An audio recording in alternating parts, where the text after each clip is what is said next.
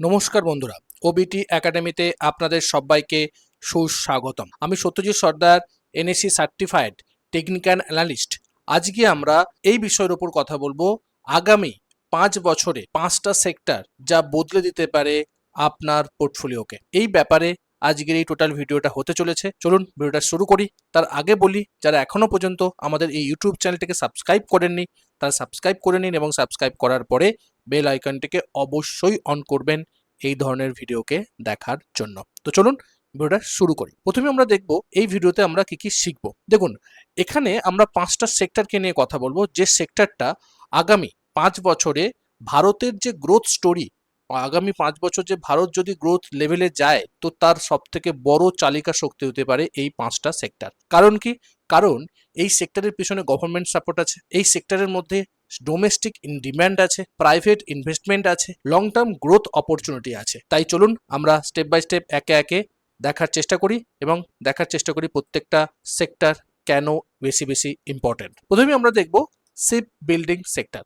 কেন এটা খুব ইম্পর্টেন্ট? কারণ আপনি যদি দেখেন, ভারতের প্রায় 95% আন্তর্জাতিক বাণিজ্য ভলিউম অনুযায়ী যেটা সমুদ্র পথে হয়, রাইট? আশ্চর্যজনক বিষয় হলো যে বিশ্বের যে শিপ বিল্ডিং যে ইন্ডাস্ট্রিতে ভারতের অংশ মাত্র 0.06%। অর্থাৎ ভারত বিশাল একটা ট্রেডিং নেশন হলেও নিজের জাহাজ খুব কমই তৈরি করে থাকে। এর ফলে প্রতি বছর বিপুল পরিমাণ অর্থ বিদেশি শিপিং কোম্পানিগুলোতে দিয়ে দিতে হয়। কিন্তু এখন পরিস্থিতি কিন্তু বদলানো শুরু হয়েছে, এবং এখন কি করছে? এখন কিন্তু সরকার এর উপরে উদ্যোগ নিয়েছে, এবং গভর্নমেন্ট ইতিমধ্যে maritime development fund, ship building financial assessment scheme, infrastructure status, customs duty benefits এর মতো একাধিক বড় পদক্ষেপ নিয়েছে। এর অর্থ কিন্তু খুব পরিষ্কার, আগামী কয়েক বছর শিপ বিল্ডিং সেক্টরে কিন্তু গভর্নমেন্ট বিশালভাবে কিন্তু ফোকাস করছে। যদি ভারতের মাত্র 2%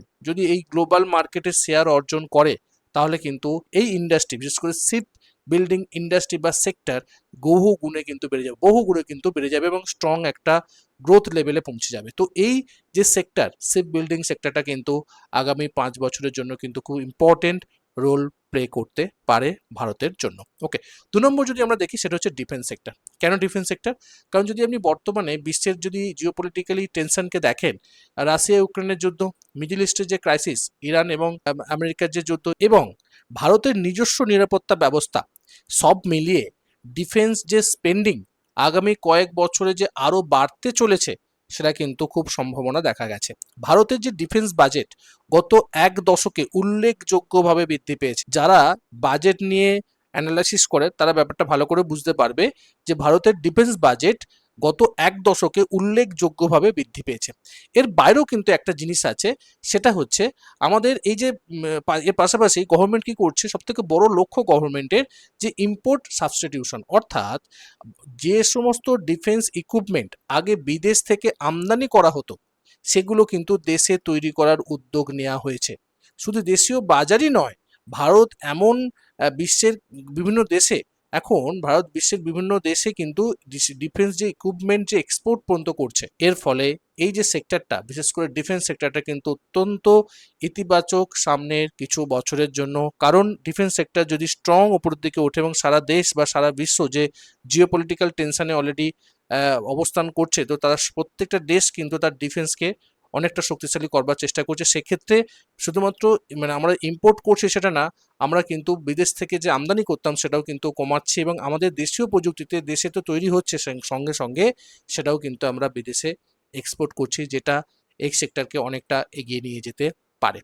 3 নম্বর যেটা, সেটা হচ্ছে গ্রিন এনার্জি। দেখুন, ভারতে বিদ্যুতের চাহিদা কিন্তু প্রত্যেক বছর ধারাবাহিকতার সঙ্গে কিন্তু বাড়ছে, আর সেই চাহিদা পূরণ করতে রিনিউয়েবল এনার্জি কিন্তু গুরুত্বপূর্ণ রোল প্লে করতে চলেছে। দিন দিন কিন্তু এর ডিমান্ড কিন্তু বাড়ছে। গভর্নমেন্টের লক্ষ্য কি? গভর্নমেন্টের লক্ষ্য হচ্ছে সোলার, যাতে সোলার বসানো যায়, এবং সেই জন্য গভর্নমেন্ট কিন্তু সোলারের উপর কিন্তু অনেক সাবসিডিও দিচ্ছে। উইন্ড এনার্জি, সে তার প্রতি অলরেডি গভর্নমেন্ট লক্ষ্য করেছে। ব্যাটারি এনার্জি স্টোরেজ সিস্টেম, বিই রাইট, ব্যাটারি এনার্জি স্টোরেজ সিস্টেমের প্রতিও কিন্তু গভর্নমেন্ট দ্রুততার সঙ্গে সম্প্রসারণ করবার চেষ্টা করছে, যাতে আমাদের যে বিদ্যুতের চাহিদা আমরা নিজেরাই মেটাতে পারি এবং সেটা সোলার উইন্ডের মাধ্যমে। দেখুন, বিশেষ করে এই যে ব্যাটারি স্টোরেজ আগামী কয়েক বছরে গ্রিন এনার্জি রিভলিউশনের অন্যতম বড় অংশ হতে পারে, কারণ রিনিউয়েবল এনার্জি যত বাড়বে এনার্জি স্টোরেজও তত প্রয়োজন হয়ে উঠবে, এবং সেক্ষেত্রে আগামী কয়েক বছরে এই যে সেক্টরটা, এই যে থিমটা, গ্রোথ থিমের মধ্যে কিন্তু এটা অন্যতম রোল প্লে করতে পারে ইন্ডিয়ান ইকোনমিকে এগিয়ে নিয়ে যাওয়ার জন্য। তো সেই জন্য গ্রিন এনার্জিটা কিন্তু খুব ইম্পর্টেন্ট এই সেক্টরটা আগামী 4-5 বছরের মধ্যে। ওকে, যদি 4 নম্বর দেখি সেটা হচ্ছে হসপিটাল সেক্টর। দেখুন, ভারতে প্রতি 100 জনের মানুষের মধ্যে হসপিটাল বেডের সংখ্যা এখনো উন্নত যে দেশগুলোর তুলনায় কিন্তু অনেক অনেক কম, অর্থাৎ ডিমান্ড অনেক বেশি বাট সাপ্লাই এখনো পর্যন্ত সীমিত। এর পাশাপাশি যদি আমরা দেখার চেষ্টা করি যে ভারতে বৃদ্ধ জনসংখ্যা কিন্তু আস্তে আস্তে বাড়ছে, হেলথ ইন্স্যুরেন্স কিন্তু ব্যবহার বারে বারে বাড়ছে, মানে আস্তে আস্তে ধীরে ধীরে বাড়ছে, মেডিকেল ট্যুরিজম কিন্তু দ্রুত বৃদ্ধি পাচ্ছে, রাইট? এই তিনটে কারণে আগামী কয়েক বছরে, রাইট, হসপিটাল সেক্টরে কিন্তু গ্রোথ আরো বাড়তে পারে। সেই জন্য হসপিটাল কোম্পানিগুলো বর্তমানে ক্যাপাসিটি এক্সপ্যানশন করছে যাতে তারা এই সার্ভিসটা দিতে পারে। তাই ভবিষ্যতে অপারেটিং লিভারেজ কিন্তু সুবিধা পেতে পারে এবং এই হসপিটাল সেক্টরটা কিন্তু গ্রোথ লেভেলে যেতে পারে আগামী 4-5 বছর বা 10 বছরের মধ্যে। এটা কিন্তু আপনাকে মাথার মধ্যে রাখতে হবে এবং এই সেক্টরটা সেজন্য খুব ইম্পর্টেন্ট সেক্টর আগামী 5 বছরের জন্য। 5 নম্বর হচ্ছে অ্যাসেট ম্যানেজমেন্ট কোম্পানিস, এএমসি। ভারতের যে সমস্ত বড় বড় মিউচুয়াল ফান্ড ইন্ডাস্ট্রি কিন্তু দ্রুত গতিতে বৃদ্ধি পাচ্ছে, নতুন নতুন ইনভেস্টররা যোগ দিচ্ছে। আপনি যদি দেখেন, আজ থেকে 10 বছর বা 15 বছর আগে মানুষ কিন্তু স্টক মার্কেটে ডাইরেক্ট বলুন ইনডাইরেক্ট বলুন ইনভেস্টমেন্ট করতো না। আজকে কিন্তু তার পার্সেন্টেজ বেড়েছে।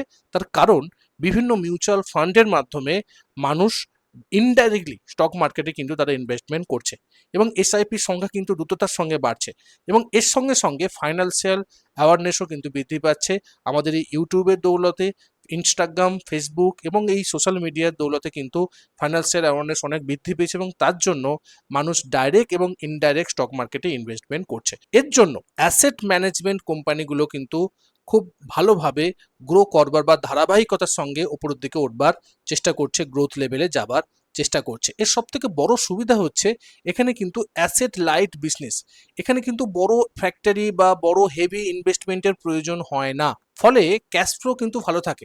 অনেক এমসি নিয়মিত ডিভিডেন্ড পর্যন্ত প্রদান করে, কারণ তাদেরকে এত বড় ফ্যাক্টরি হেভি ইনস্টলমেন্টের কোনো প্রয়োজন নেই, অফিস খুলে বসলেই তারা কিন্তু তাদের কাজটা করতে পারে। তো সেই জন্য ফাইন্যান্সিয়াল থিমে যত ভারত এগোবে তত কিন্তু এএমসি সেক্টরও বেশি উপকৃত হবে এবং সেও কিন্তু উপরের দিকে উঠবে, গ্রোথ লেভেলে যাবে। তো এই যে 5টা সেক্টরকে আমি বলবার চেষ্টা করলাম এবং এই 5টা সেক্টরকে কিন্তু আপনি আগামী 5 বছরের জন্য ধরে রাখতে পারেন। টোটালি গভর্নমেন্টের কি পলিসি আছে বা কি কিসের জন্য এই 5টা সেক্টর এতটা ইম্পর্টেন্ট সেটাও কিন্তু আমি ডিটেলসে বলবার চেষ্টা করলাম। এবার প্রশ্ন হচ্ছে এই 5টা সেক্টরের ভেতরে কোন স্টকগুলোকে আমরা আইডেন্টিফাই করতে পারি। তার জন্য আপনাকে কিন্তু প্রপার নলেজ নিতে হবে, তার জন্য প্রপার কিন্তু আপনাকে স্টাডি করতে হবে।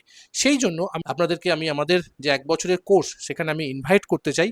আমাদের 1 বছরের কোর্স হচ্ছে ইউটিজিসি আলটিমেট ট্রেডিং গাইড কোর্স। এখানে কিন্তু আমরা স্টেপ বাই স্টেপ প্রত্যেকটা সেক্টর ওয়াইজ, প্রত্যেকটা স্টক ওয়াইজ আমরা ফান্ডামেন্টালকে দেখার চেষ্টা করি, কোন স্টকগুলো গ্রোথ লেভেলে আছে ফান্ডামেন্টালি দেখার চেষ্টা করি এবং তার পরবর্তী ক্ষেত্রে টেকনিক্যালের মাধ্যমে ভিএসএ কনসেপ্ট, স্মার্ট মানি concept, demand supply concept, chart pattern, basic price action থেকে অ্যাডভান্স প্রাইস অ্যাকশনের মাধ্যমে আমরা বোঝার চেষ্টা করি, টাইমিং করার চেষ্টা করি কোন টাইমে এন্ট্রি নিলে আমার প্রফিটটা বেশি হতে পারে। মানে টেকনিক্যাল এবং ফান্ডামেন্টালকে আমরা দুটোকেই কিন্তু ইউজ করি 1 বছর ধরে।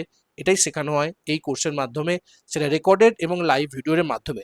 আপনি যদি পারচেস করেন সঙ্গে সঙ্গে আপনি 450টা প্লাস রেকর্ডেড ভিডিও আপনি অ্যাক্সেস পেয়ে যাবেন।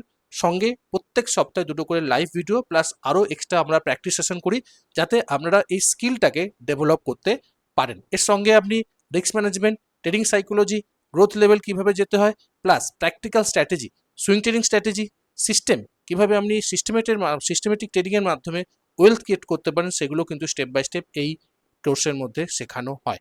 এর বাইরে যদি কোনো জিজ্ঞাসা থাকে আমাকে হোয়াটসঅ্যাপ করতে পারেন 9477902945 নাম্বারে, অথবা আমাকে ফোন করতে পারেন এই একই নাম্বারে।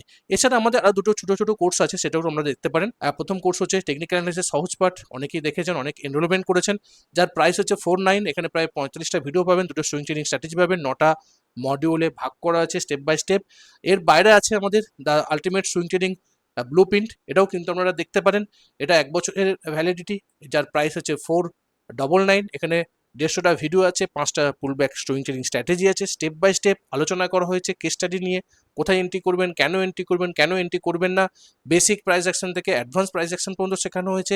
ট্রেডিং সাইকোলজির উপরেও কিন্তু ডিটেলসে শেখানো হয়েছে। এই দুটো কোর্সেও আপনারা এনরোলমেন্ট করতে পারেন, ডিসক্রিপশনে লিঙ্ক দেওয়া আছে, ডাইরেক্ট পারচেস করতে পারেন অথবা আমাকে হোয়াটসঅ্যাপ করতে পারেন ফার্দার ইনফরমেশনের জন্য 9477902945 নাম্বারে। ওকে, তো চলুন আমরা এই ভিডিওটাকে শেষ করবার চেষ্টা করি এবং উপসংহার পর্যায়ে গিয়ে দেখার চেষ্টা করি যে আগামী 5 বছরে আমরা কোন কোন সেক্টরে গুরুত্ব দেবো, সেটা অলরেডি আমরা দেখলাম। প্রথম সেক্টর হচ্ছে শিপ বিল্ডিং সেক্টর, রাইট।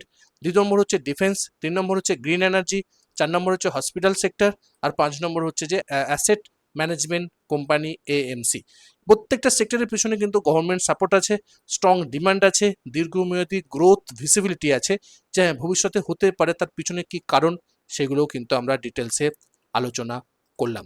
সবসময় মনে রাখবেন যে কোনো সেক্টর ভালো হলেই তার প্রত্যেকটা কোম্পানি ভালো হবে এটা কিন্তু ঠিক না। কোম্পানি খারাপ হতেই পারে, সেই জন্যই কিন্তু আপনার প্রপার নলেজের প্রয়োজন। সেক্টর ভালো হলেই আমি সব সেক্টরের সব স্টককে পিক করে নিলাম, করা যাবে না।